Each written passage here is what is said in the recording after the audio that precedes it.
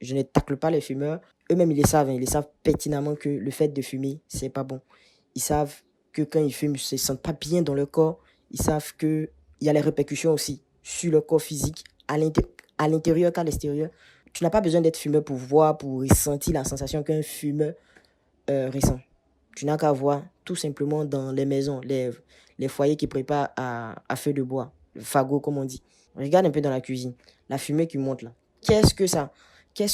Comment ça agit autour en fait la fumée? Ça rend tout noir en fait. Voilà. On n'est pas différent des animaux, hein. Nous les êtres humains, on est des animaux, on a une autre espèce d'animal.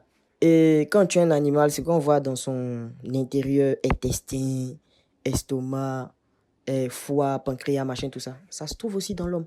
Vous voyez, quand on tue les animaux de la manière, les organes sont frais et tout, c'est comme ça pour l'homme aussi. Donc, je suppose, hein, parce que je ne suis pas médecin pour pouvoir voir l'intérieur des êtres humains. Mais je me dis que c'est peut-être ainsi. Mais imagine quelqu'un qui fume tout le temps. Et puis tu vois les séquelles de la fumée sur le mur. Donc tu te dis quoi? C'est comme ça à l'intérieur de ton corps. Ils le savent pertinemment. Mais ils persistent encore dedans. Pourquoi? Parce qu'ils ont atteint un niveau où ils peuvent pas ne pas abandonner cette mauvaise habitude-là.